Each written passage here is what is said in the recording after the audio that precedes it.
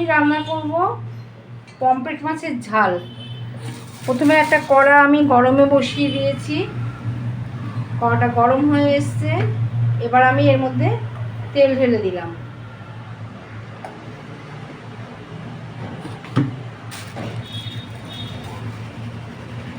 তেলটা গরম হতে দিয়েছি,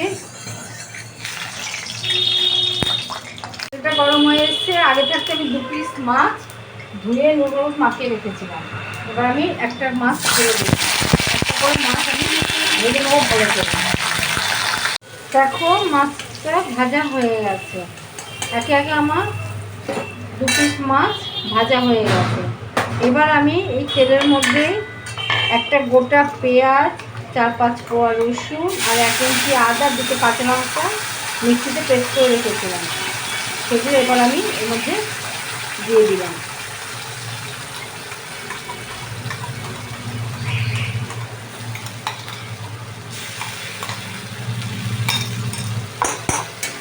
এবার এটাকে আমি ভালো করে নাড়তে থাকবো।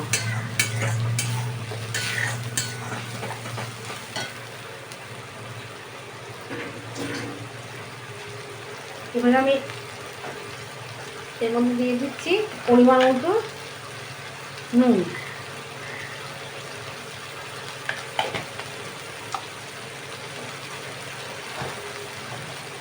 আর দিচ্ছি পরিমাণ মতো হলুদ দিয়ে এবার আমি বেশ করে কষাবো।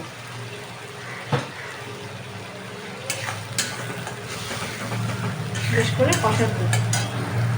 এখন মশলাটা প্রায় কষে এসেছে। আমি যখন মশলাটা পেস্ট করেছিলাম তখন মধ্যে একটু টমেটোও দিয়ে দিই, টমেটো দিয়ে একসাথে আমি পেস্ট করেছি। মশলাটা কষে এসছে, এবার আমি এর মধ্যে জল ভরে দিলাম।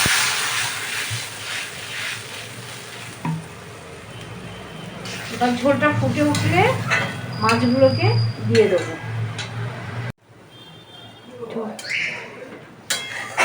ঝোলটা ফুটে উঠেছে, এবার আমি মাছগুলোকে একে একে ছেড়ে দিলাম।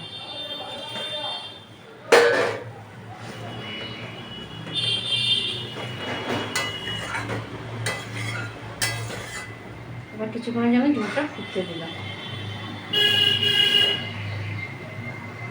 ঝোলটা প্রায় হয়ে এসছে, এবার আমি এর মধ্যে একটু কেশরি মেথি ঘষে দিয়ে দিলাম।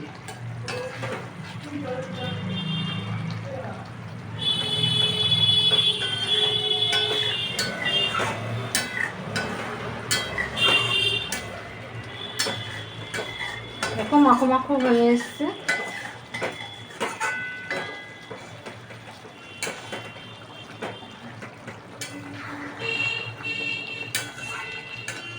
হয়ে গেছে, এবার আমি গ্যাসটা অফ করে দিলাম। হয়ে গেল আমার পমফ্রেট মাছের রসা। যদি তোমাদের ভালো লেগে থাকে তাহলে ইউটিউব থেকে দেখলে একটা সাবস্ক্রাইব করে দিও, আর ফেসবুক থেকে দেখলে লাইক কমেন্ট শেয়ার করে দিও। এভাবে পমফ্রেট মাছের রসা আমি তৈরি করে খাই, খুব ভালো লাগে।